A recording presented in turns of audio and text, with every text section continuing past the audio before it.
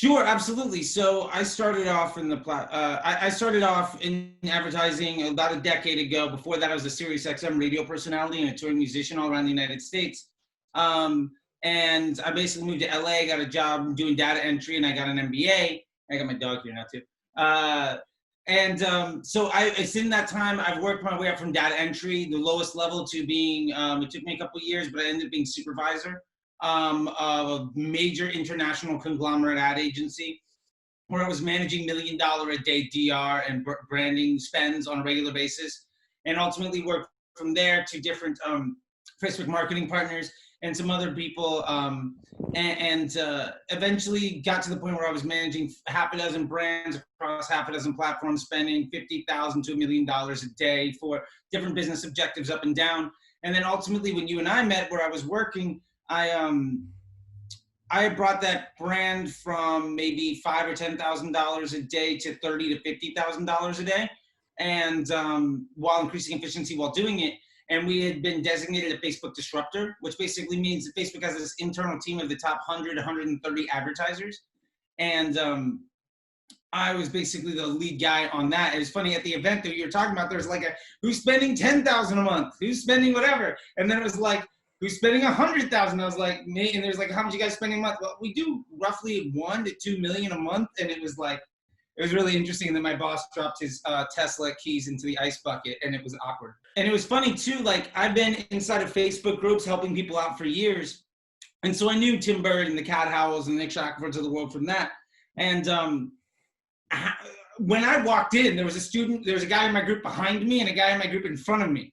So like when I walked in, I was already, people were asking like, are you speaking on this thing? Are you gonna be doing that? I'm like, oh no, I'm just here to whatever. And so that was great. And also going to traffic and conversion summits and all these other big things. It's great to see those people. And so now what happened is once I got into the Facebook disruptor ecosystem with the top 130 or so advertisers, half of those people end up being customers of mine in big, international brands. I don't want to like drop names because it's not important.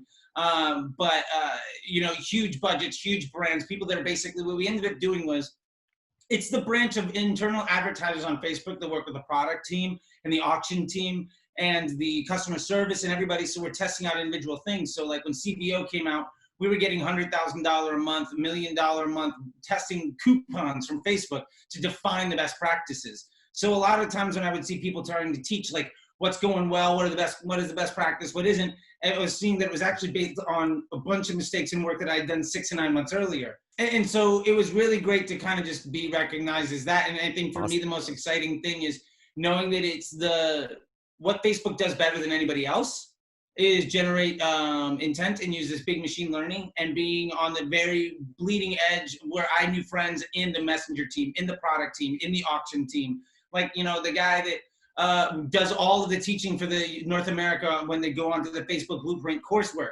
The guy that does all the voiceover, Sheedy, he's like wishing me congratulations when I got engaged. Like, these are all now my friends, right? And so being somebody that was challenging all of those people and teaching them was really great. And I think that one of the lessons I learned early on was everybody listens to the reps. If you're better than the rep, you're better than 80% of the people. So my thing was just get to the point where I'm teaching the reps, and then I'm better than everybody. And I was a rough employee at the time because I was always breaking the rules to try to test things. Mm-hmm. But I learned now that I've been in the biz and supervisor and a director level for a long time, I understand like where the value comes from those. And ultimately what ended up happening, I found, was that the way that I was solving problems was just was different than the way that everybody else was doing it, because I wasn't responding to lessons that were 9 months or 2 years old, because I had already gotten them, because I had already worked on the case study to beat that. So I've always found myself ahead of the curve on everything that was happening.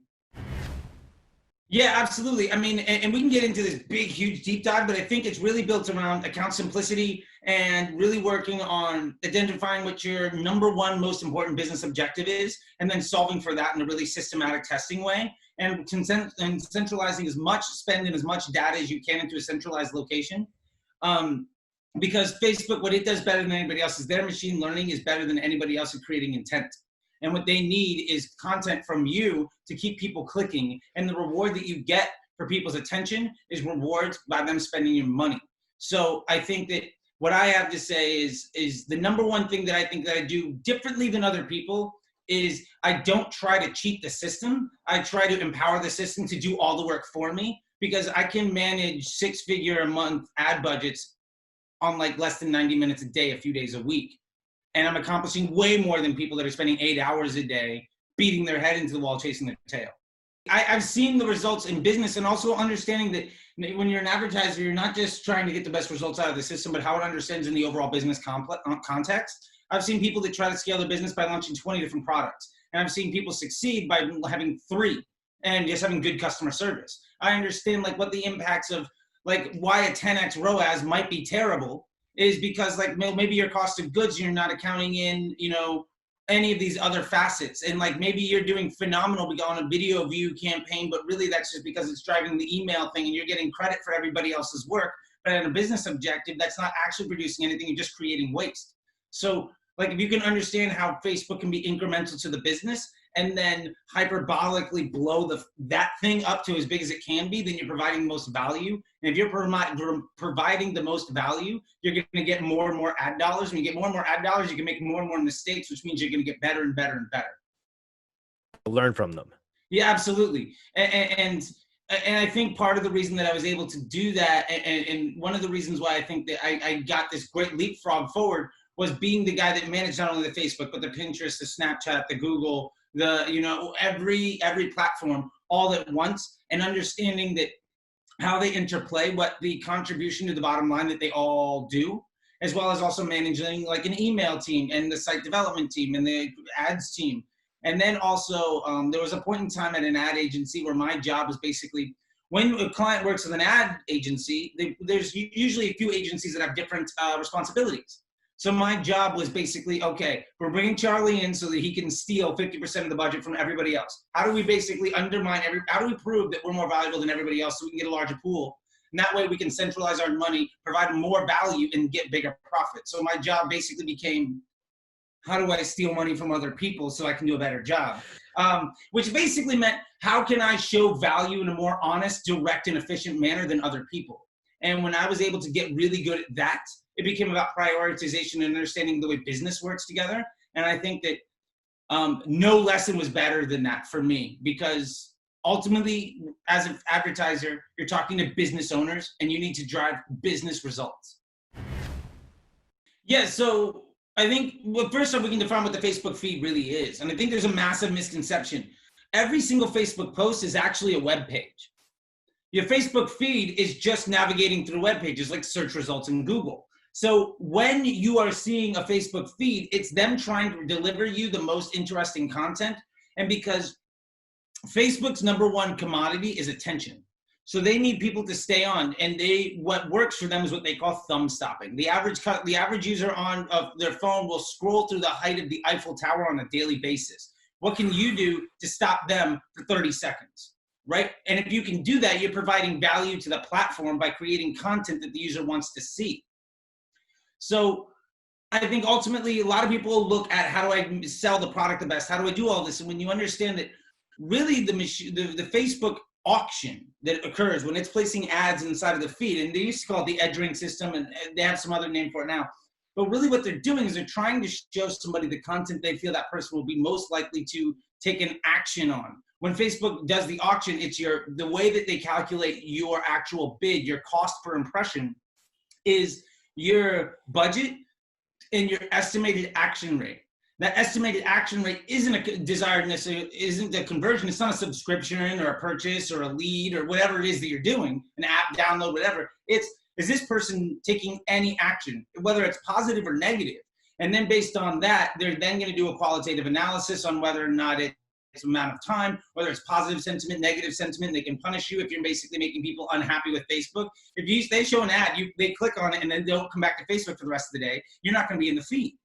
So understanding that your job as an advertiser is to provide content to keep people on the platform, and then then the platform will deliver you a more desired result.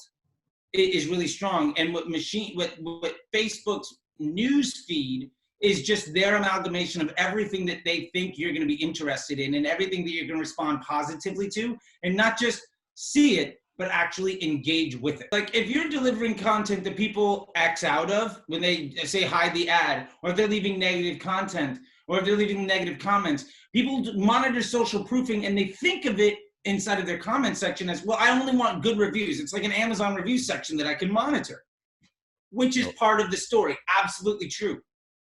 The other half is Facebook looks to content that people want to engage in, and they want people to engage positively and communicate with each other. So if you have content where the comment section is conversations, so people can build community and talk together, you're going to get a lower CPM inside the marketplace, and you're going to be shown to more people for cheaper because your content is better at doing what Facebook wants to do, which is occupy your time by connecting you with other people so that you have conversation. I think, you know, it's really around, there's a lot of different ways of doing it. I think I've seen people solve it in many different ways. One is, you know, having content. One of the ways that used to be great was, hey, comment below with what you think. And then Facebook started to really penalize you for that. And then, you know, there used to be stuff where, let me put it this way. What works really well is when a brand doesn't always focus on selling. When a brand has content that isn't always about yourself. For instance, I've got a band. I'm a musician. There's one of my guitars. I can turn this thing around and there's 20 other on the wall. And then on like this case, and I'm obsessive. But one of the things that I do to get my band a lot of attention is we have over 50,000 followers on Instagram. We get millions of views on YouTube. It is for everyone so they can look you up. It's Dirty Cakes Band. Here, I'll find it on Instagram right now so I can just like hold it up to the thing. But one of the things that we do, here you go, Dirty Cakes Band. Nice. Make sure you Verified. go check them. You got to come to the island. You got to play a punk show at the island. I'm excited. I'm down. But one of the things I think that that brands really miss is talking about the identity of the brand. Really big brands mean something to somebody. Most people think that they have a product and that means they have a business. If you have a product, that's not a business. That's you're selling an individual product. You're a guy on the street selling something, which you can make a shit ton of money selling product. That's fine. But if you have a business, it needs to have an identity so that somebody has an emotional connection to your product. And I think that that is a major thing that a lot of people miss is the emotional connection. You know, I always refer back to the golden circle. I don't know if you're familiar with it, but and there's a TED talk about it and there's business about it. But when I was at this, evil conglomerate ad agency, which I'll leave their name out of it, but their social lead, the guy that was in charge of everything on Facebook, he taught me this. And it's when people are selling computers, right? IBM says we have the fastest processor and the best this and the best that. All of our numbers are better than everybody else. You should buy our product. What Steve Jobs did with Apple was say, we have something fun that makes your life better, that's going to solve problems. And oh, by the way, it happens to be a computer. And we're going to sell it to you in a way that's really easy to use. They're not telling you that everything is great because it generally usually isn't. But what they're doing is they're emotionally solving your problem for you. And you see this with a lot of brands, like McDonald's does that, where they're not selling you, hey, our chicken nuggets are the best in the world.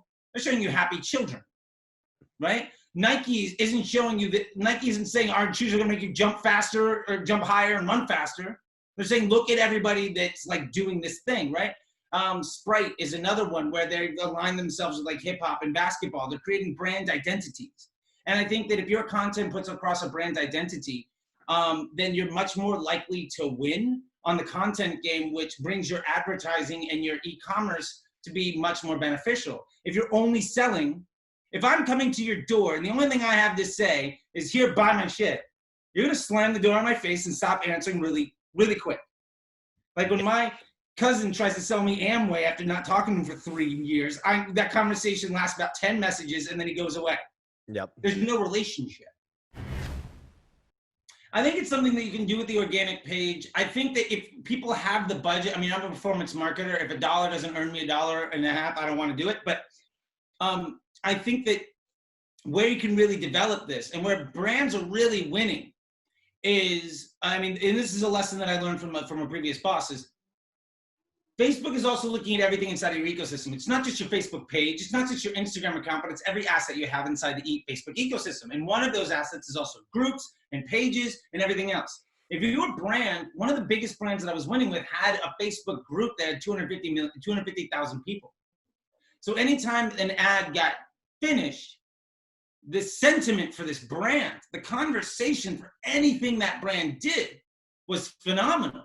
And that brand would also do live feeds where you can see the CEO. So the sentiment that Facebook saw around any content attached to that business was massive, which meant that I could see so much better results than other people would, because the sentiment and the CPMs and the reception of that content was something that Facebook wanted to show to people. And it knew exactly who those people were. Yeah, I mean, if you do a live and you get 2,000 viewers, that's phenomenal, right? Like, that means that, like, for instance, as just a for instance on my band's page, just as like somebody that isn't anything, right? If I do a live and I get 1,000 and I get 1,000 viewers and a couple hundred comments, if I then post something immediately afterwards, whatever I post afterwards is going to get hundreds of engagements immediately, because Facebook is pushing that out right away. And it's not only the net result of all the content you have, but how quickly it gets adopted. So when you go live, the engagements happen really fast. So if you have a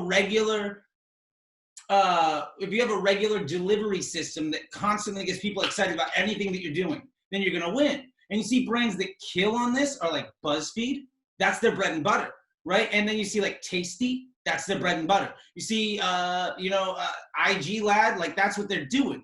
Is these are all content plays where they know they've got like 10 or 20 different things, and anytime they put something out, it's either gonna catch fire or they get rid of it. And if you delete something, that's totally fine. It doesn't hurt you. It doesn't count against you. You're just saying, hey, don't consider this in the next thing. Like, why do I need, if I make some post, say a brand says something and people don't respond positively to it, why does it need to be there?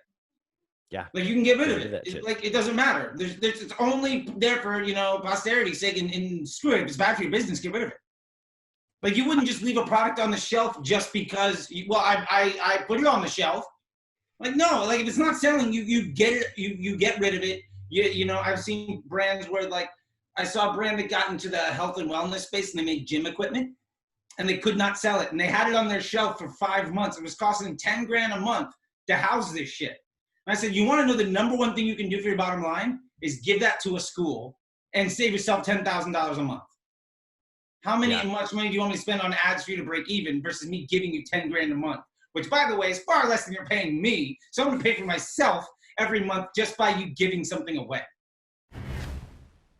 The number one thing that I'm looking at right now as far as hacking is I understand machine learning is trying to do its best job. So what can I do to train it to understand what my objectives are? Because it doesn't understand English or whatever language you're speaking. Like, I don't care who you are. I mean, you guys are in Canada, so French or English or whatever, right? Oui. It doesn't know that. You're not telling it what your goal is. So when it gives you a bad day or a good day, it doesn't know any better because you haven't told it what's good and bad. So what I'm really working on right now is how do I train an inanimate object to understand my business goals? And that has become the number one thing that's the driver of efficiency. And in that way, I have seen time and again efficiency gains far better than anything else by just telling the machine learning what your goal is. I had somebody, it's like if you're, when you're training a kid, if they can't understand you, like, okay, if maybe they're deaf, how do you teach them what to do? Like you learn ways to communicate with people that might not understand all of your words. How do you teach a kid what the alphabet is? Right? It's positive reinforcement, negative reinforcement. Yep. So you just do the exact same thing, and you have to understand what that reward and punishment system is for the Facebook platform. Well, one, I love the Powerfive, and I remember when we were testing out each individual thing like 2-3 years ago. I remember when it was just an idea in Menlo Park, and it was great to see this come through. It's funny, on the back of my laptop right now, I have a sticker, like this transparent sticker of the Powerfive test program, like the alpha of the Powerfive test program, and it's like the Power Rangers. It's this complete thing that they couldn't do, but some engineer did it. It's totally violating all rules. but I keep it as like a nice thing. Oh, that's great. I completely buy into it. I think it's absolutely there. I think all you really need to do is limit the fringes. So if you give guidelines, if you give safety nets to understanding what those goals are, and we can go into massive detail about some examples of what that looks like, but if you can go into that, I think then you can really start to train the system to understand what it is. And it's as simple, I mean, for what it's worth, you can let the kid eat anything out of the fridge, but if you see it eating a cookie, you slap its hand. You're not preventing it from eating anything. You're saying you can make all the choices you want, but if you picked up something out of that, I'm gonna slap you, right? Like I'm gonna slap your hand and you're gonna be in trouble, right? Not slapping children, you know what I'm saying? I could tell you're a parent. So like that small bit of understanding, right? And I think it's what I think people try to do is either outsmart the system or they try to make wholesale judgment calls. And what I find is much better is incremental small changes, small little moves with really big ideas can if you're doing testing, really big things, you can move mountains. And all you really need to do is just say, I need to be 1% better than yesterday. I mean, it's and that whole done with Nissan or Toyota, that's their entire business model. 100% native. It's the free tool. It's the automated rules. It's the #1 most overlooked tool inside of Facebook. And I've actually talked to the automated rules team about telling them to make it more user-friendly. And they say, well, if nobody uses it, we're super excited about it. We pushed it for like a year. Nobody got into it. And so now those guys are also working on the machine learning. They're working on like the new Facebook feed and I remember when you had a regular thing and then a power editor and then it all became power editor and then that got souped up 10 times. But the native tool does absolutely everything that you need it to do. And I think that you can run an entire business on 4 or 5 business rules. So for instance, I personally ascribe to, I've got like 2 major rules that I run, 2 types of rules, and then something to kind of clean it up. But the 2 types of rules I do, one is called a limiter. It's basically saying, because I'm an old audio engineer, it's a limiter. It's basically saying, if my performance has no way of achieving my business goal today, I'm gonna turn this ad off. And I run ads day to day.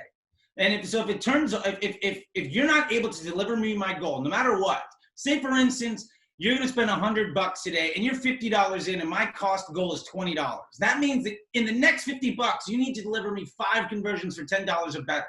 The likelihood of that happening is nothing. So I'm not gonna let you fail anymore today because I've got half a dozen other things that are working. So I'm not gonna let you fail anymore. And then I have something that's more of a sliding scale, which says, well, maybe you've gotten a couple, say the $100 and $20 example, maybe you got 2 by the time it went to $70. Well, that's great, but there's no way in the next 30 you're going to be efficient enough to get down to my goal. So I can have 2 or 3 of those that turn ads off throughout the middle of the day, and then I'll reactivate everything at night. And I will only use it. I will use it on every ad that I'm running and across every campaign. Because I only have a couple campaigns. I've managed $50,000 days across like 3 campaigns. You don't need more than that.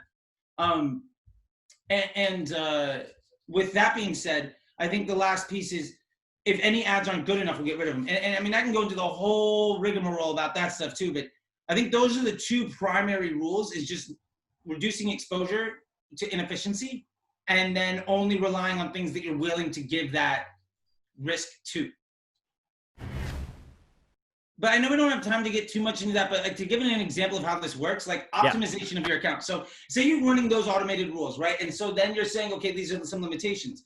Let's just say, for instance, that you've got 10 ads and your net performance is like $75, right? So you've got maybe 10 ads at $100 and 10 ads at $50. That gives you a net 75 on average. If you're able to eliminate 1 or 2 of those $100 conversions, then your net becomes less than 75, which totally makes sense. Now what happens is, remember, Facebook is going to look at the performance that's previously been given. So if your net average performance is $75, Facebook's gonna probably deliver you $75 tomorrow. If you can get your net average to 65, to 60, to 50, it's gonna probably deliver you 65, 60, or 50. So what you need to do is use the automated rules to deliver impressions and conversions that aren't good. You're basically saying the way that you slap it out of the hand is saying, you're on your way to getting a $100 conversion. I need you to be at a 75. Once you pass a certain threshold, I know that you're not going to likely get to that point ever again today, so I'm going to slap it out of your hand. So if you can get more conversions below your average, obviously your average is going to go down. And so then when the learnings happen at the ad level, every ad itself builds out a data pool basically of all the people that it's seen and all the people the success that it's had. So every ad is effectively making a lookalike audience based off the people that have converted with it. So every ad itself is making a lookalike audience where each piece of content is finding people that respond positively to it. Like we were talking about, people want to see the things that are good for them. So you might have 3 or 4 different sales pitches, right? And one sales pitch, one was people interested in moms really like this, and really into ducks into this, and people really into clowns, they like this. But you have 3 ads inside of one ad set. It means you can incrementally reach 3 different groups of people. Maybe you have 1 or 2 for each one, so you can see what does good today and what does bad today. Because an ad that's gangbusters for the last 2 weeks might just have a shit day. That's fine. If you have multiple options, you can day trade between them. So ultimately what happens is, because the ads make lookalike audiences, when you run those ads inside of very broad audiences, you're not limiting their exposure. And if you have very few audiences, like a broad audience and maybe like a lookalike, then in one large like stacked lookalike based on different business objectives, you're giving that ad the broadest audience, which gives it the best chance of finding more users. And because if you have, instead of having a half a dozen or a dozen campaigns with a half a dozen ad sets in each one, creating 60, 70, 100 different ad sets, each one with a few ads in it, where every ad might get $50 today, might get 200 today, but your budget's like $5,000. Instead, if you put that in 2 or 3 places, you're letting each one of those see a ton of data points, which means every single ad itself is getting a dozen or 2 dozen conversions on a regular basis. So the lookalike audience that each ad is creating is smarter and smarter and smarter. And then when you eliminate the lowest efficiency ads on any given day, your efficiency will continue to improve. And then all you really need to do is continue to lower what those thresholds, what those rules are. Once you hit stability, if you're at $75 and you implement some rules and you get it down to 70, and then you're seeing that constantly, then you notch it down again so you can get a little bit lower. And so what you're really trying to do is prevent net higher CPAs on any given day. And you can do this with like half a dozen ads. Like if you have 2 or 3 ads and 2 or 3 ad sets or 2 or 3 campaigns, and you're spending all your money there, each one of them is likely to see hundreds of dollars of spend a day. And if say your cost per goal is $30, right? If you're spending $500 roughly per ad or $500 per this group, each one has a massive chance to win and to fail. And you want it to fail. You want it to understand what good and what bad looks like. And when you start to turn ads off, what you'll find is the ones that are continually providing business objectives that you like are going to get more of the spend. For instance, if you've got 3 ads running and one of them gets turned off and the second one gets turned off and the other one's doing okay, what happens the next day? That one that did okay is probably going to get a little bit more spend after a week, after a month. The one that constantly gets turned off, even if you just leave nothing on it, it's going to get very little delivery. So when you're doing creative testing, all you need to do is find new ads to perform as good or better than your net average. And then you take that loser, you kick it out, and you bring in a new one that's doing better. So if you've got a $50, $60, a $70, an $80, and a $90 CPA ad, 5 ads in an ad set, and you bring in something and you're averaging $70, if you bring in some creative testing that's coming in at 65, you drop it in, you kill the 90, your CPA is going to drop 10% the next day. Overnight, you're going to see that performance. And so that's much better way of optimizing versus trying to find the right ad for the right audience. That theory worked 5 years ago before the machine learning was good. And that theory, like you were getting to before, really comes from a lot of the managers and a lot of the people that were really in charge of a lot of agencies came up in the Google world, where it's very, very much about CPC and defining the right ad. It was display advertising and everything else, where they're not really akin to Facebook's algorithm is seeing trillions of data points across billions of users 24 hours a day. It knows more than you. It's smarter than you. It's smarter than me. And hundreds of really, really smart people that are probably smarter than both of us are the ones building all that and are constantly updating it. So by allowing that machine learning to just understand what your business objectives are and preventing it from failing, just small little nudges in the right direction, like bumpers when you go bowling, right? Like just, okay, well, you can't gutter. You're not allowed to gutter today. If you're going to gutter, we're just going to go home. Then it's okay. And the only ads that you're using are the ones you have high confidence in. Yeah, I think the number one thing is I think people don't fully understand the way that Facebook looks at ads. Like they don't understand that an ad makes a lookalike audience based off the performance of that ad and finds other users like it. So you might say, well, this ad might really appeal to rodeo clowns, and this ad might really appeal to fans of ducks, and this one might really appeal to moms. It's like if they're all in an ad set, they're going to find those people.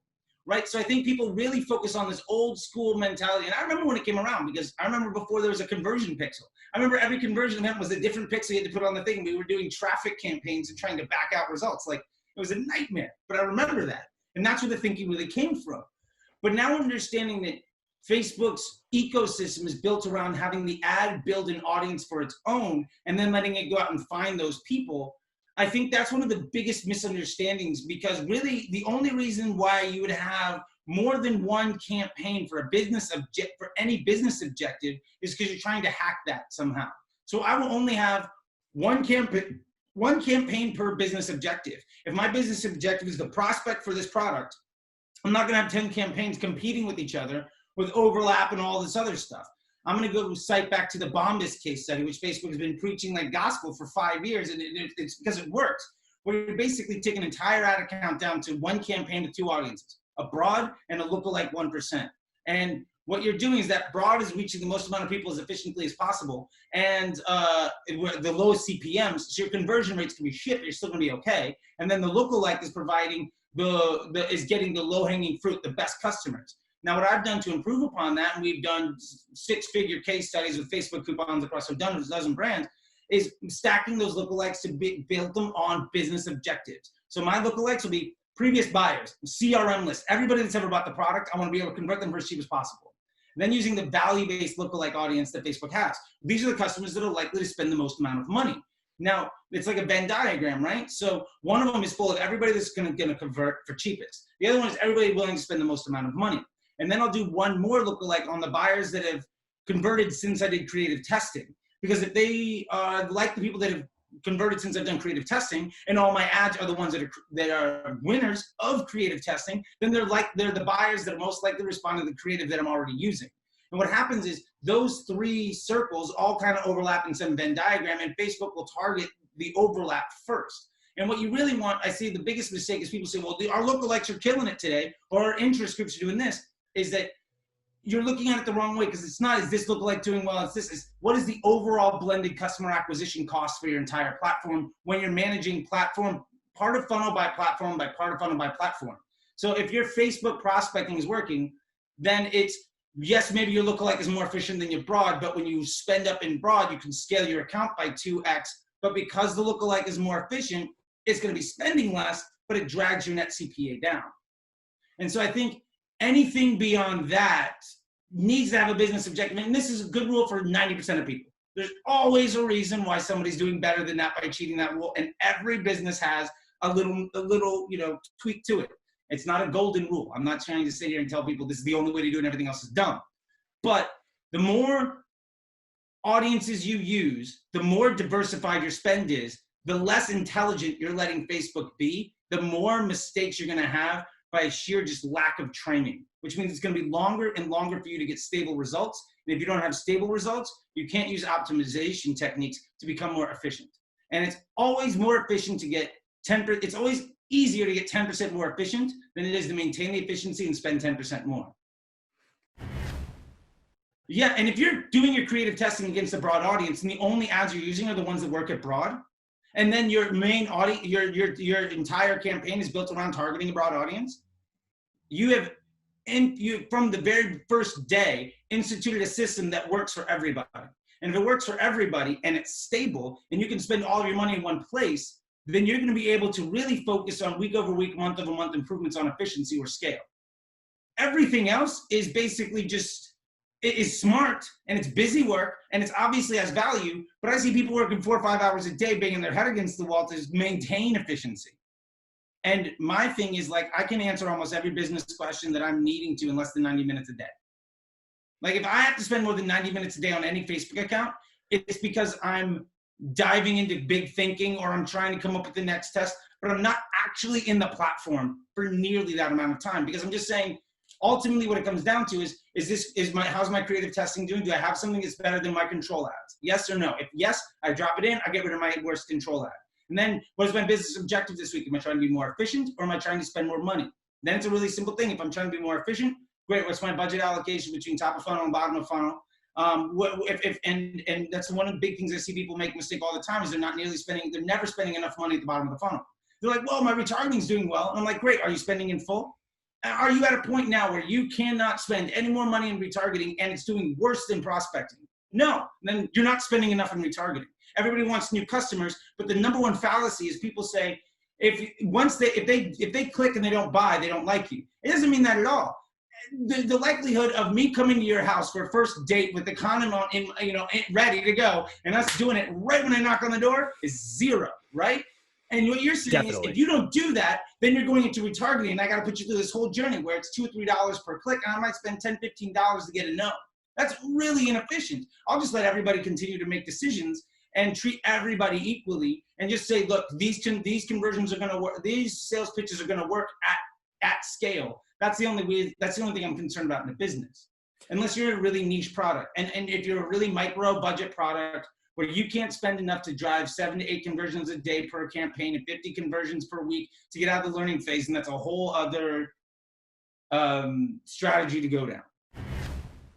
I mean, I think if I had to say the top 3 things that I'm most excited about, one is absolutely e-commerce integration, because I think the more amount of efficiencies you can gain there, the easier it'll be. Because, I mean, I remember back in the day, like I did a case study I was on the show called The Pitch. They used to air after Mad Men, where it was like ad agencies competing to be the AOR for a company. And we did something for 1-800-Flowers. And it was the whole groundbreaking theory was they were going to run a campaign on Facebook.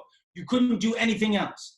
And so we ended up doing a social gifting campaign. And then it was like the first time anybody had really been doing something like that. And what resulted was an ability to send somebody a gift card of like a coupon to 1-800-Flowers or Starbucks or something like that directly inside the platform.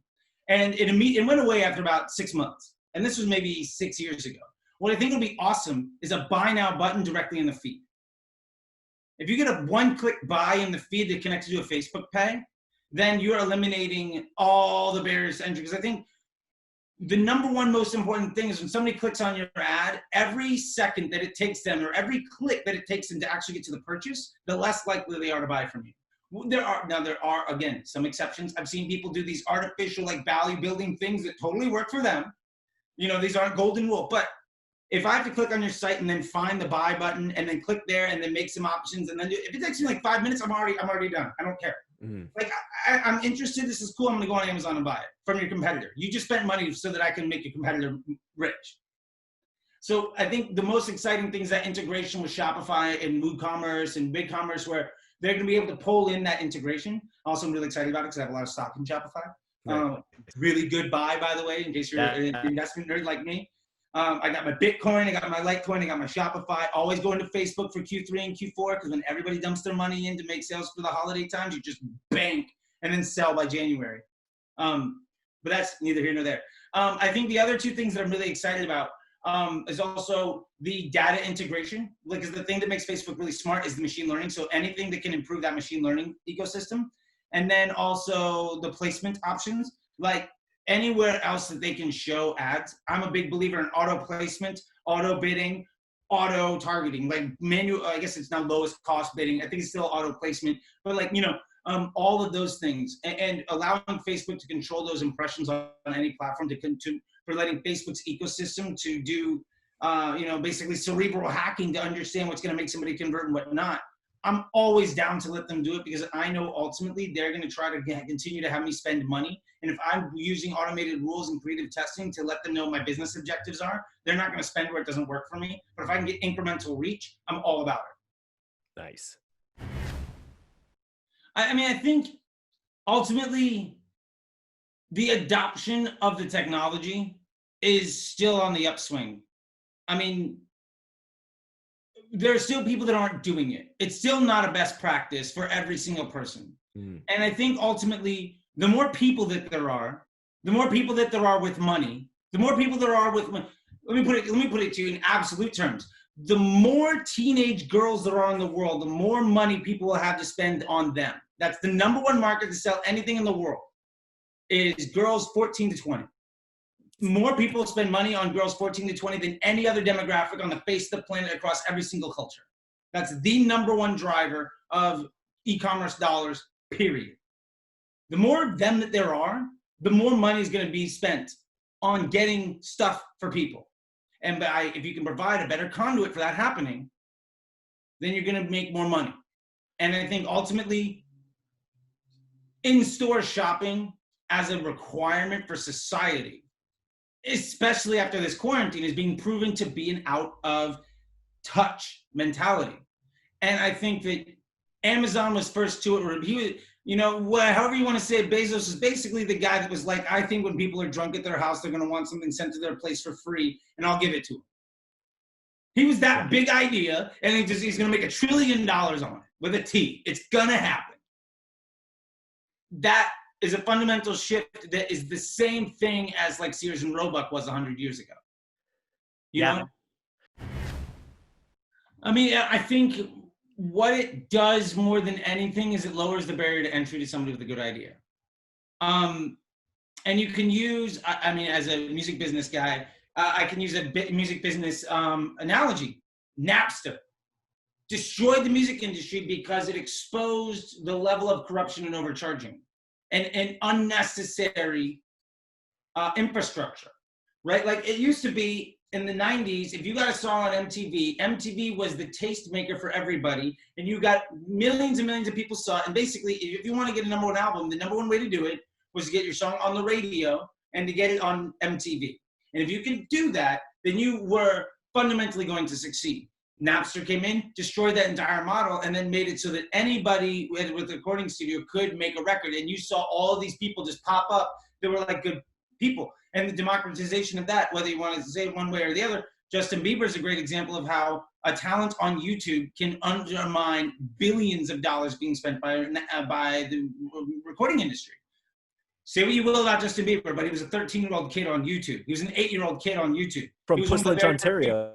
Yeah, like that's what he did, right? And his success was also matched at a global level. It was scaled by Simon Cowell, which was basically doing the exact same thing, but making it a game show in every country in the world. And, you know, now he's got tight t-shirts and nice cars everywhere. But I think the democratization of that, basically allowing anybody with a good idea to succeed, is a phenomenal way that undermines the value of people. And now the problem is, I think ultimately the people seeing is the gateholders of that democratization are in this really awful place. We're seeing basically the same thing as like steel barons or oil barons, right? Like the same thing, you could call Amazon the same thing, or Facebook as like US Steel, or you know what I'm saying? Like, or any Middle Eastern country built on oil. Like you now have centralized the power to the people that provide that. And I think that's one of the things that's really exciting, but it also becomes really dangerous. And I think that ultimately what will happen is some sort of control being put on that locally in different markets, whatever. But I think right now, the people that are utilizing it are able to make the most of it. And obviously barriers will come in. I remember when Facebook was $2 CPMs, now it's 20, right? Like you could print money on Facebook. You could 10x every dollar that you spent.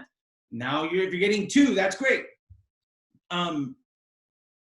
But I think that ultimately comes down to democratizing that. And what will ultimately win is the things that occur off platform that we talked about before, is the customer service and the brand identity. And you might be somebody that's really good at drop shipping stuff from AliExpress. And, you know, we all know those individuals that are making a lot of money doing it.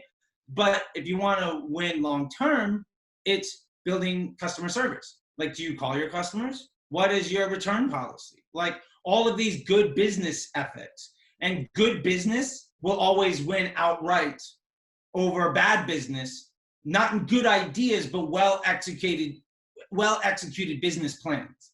And I think that what we're seeing is, you know, 20 years ago, for you to start a business where you would be shipping products directly to people's homes anywhere in the world was an idea that was an inconceivable business plan unless you had billions. Now, I've got some students inside of my Facebook group that, like, they're 16-year-old German kids that are paying for college. Yeah. So, like, that's it, you know? That's it.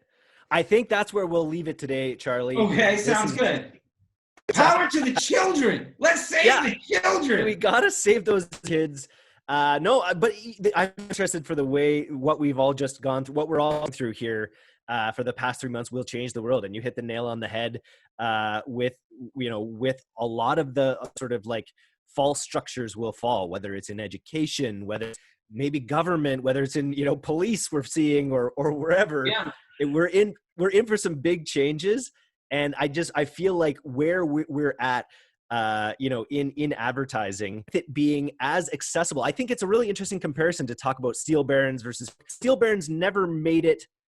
Maybe they did make it easier, democratize, if they made steel available to everyone, I guess maybe they did railroads. Facilitate. So they built railroads. Yeah. They built cities, skyscrapers, railroads. They made population expansion a viable thing. It's true. You know what I'm saying? So oil barons, they allowed the Industrial Revolution to occur, right? At scale. And cars, right? Ford, yeah, he made a car, but what did he really do? Ford made a product that allowed the average customer, the average individual to define a lifestyle that went outside of what they could walk. Which right? Or like what your horse could do. So that's a fundamental shift in society at large. And so we're just doing the exact same thing. And for what it's worth, and I've had to come up with this to have peace of mind when I worked at companies or for products that I didn't necessarily totally believe in. Ultimately, if you're a really good Facebook advertiser or any digital e-com advertiser, what you're doing is you are figuring out a way to provide value to somebody and do the work for them. Where I do the best on Facebook, for instance, is when I'm finding somebody in need of a specific solution. And I'm finding the most efficient way of providing somebody in need of a solution with the solution to their problem. If you have a problem, my job is to find you and solve it with something that makes your life better. I'm selling aspiration 99% of the time. So you want your life to be better.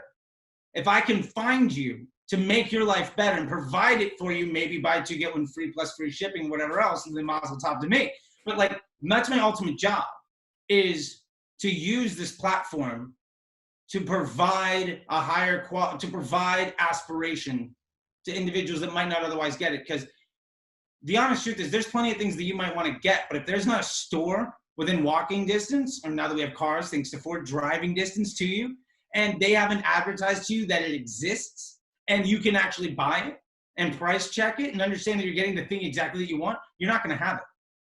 And so it makes a certain quality of life attainable to anyone. And if I try to think about it like that, then I can sleep at night, because sometimes I've gotten really hectic about certain things. I've sold everything under the sun, like dozens and dozens of brands. Spent, like I said, I used to spend $1 million for half a dozen brands. I've done everything. That goes out the door at that scale. Yeah, you have a moral quandary with the things occasionally, absolutely. But I just try to look at it more along the lines of, if I can, my job is to most efficiently provide that opportunity for somebody and do it in a way that creates enough profit margin for me to be able to do it for other people, to allow you achieving your aspiration to pay for my time so that I can achieve mine and then reach to other people. Right? Like, that's ultimately the goal. I love it. Believe it. If people in your group find out more, we already found out about your band. Do you take problems to your group and you want to plug? Sure. Let me find the thing here real quick. And by the way, for my group, I do lives every Saturday at 10 a.m. I have a free group. I do ebooks. And here's the group, by the way. But Facebook ads, bots, sexy tips, e-com, Shopify. You got a lot of keywords. Yeah, there's some SEO. There's some SEO. But I started this a little over a year ago, and I'm at 12,000 people. I personally approve every single person. I personally approve every single post. I personally respond to every single question. And every week I do an hour-long class that's free. And in those classes, we address everybody's questions from the week. And I give a lesson and some homework. And there is an ebook. There is a Patreon if you want to help. And it absolutely does. But it's not a front end to some like course or whatever, because if you can't afford that, you can do any of the homework for any of the weeks and you can get any of the content you want for free. Amazing. So, fantastic. Because the thing for me, more than anything, is that exchange with everybody. That 16-year-old kid in Germany might have an idea where I don't have a good reason why his dumb idea is a bad one. And I have brought fundamental ground changing, like landscape changing concepts to advertisers that I've worked for because somebody had a dumb question I didn't have a good answer for. So I get so much out of it that I'm more than willing to give it all away just so that more people can provide me value. And also, if I'm answering questions for 12,000 people, nobody that I'm going to get on the phone with is going to have something new, which means I'm kicking ass all over the place. Well, hot damn, Charlie. I'm glad to be kicking ass alongside you. I want to thank all killer, no filler. I think this will be the first of a hopefully regular installment where we.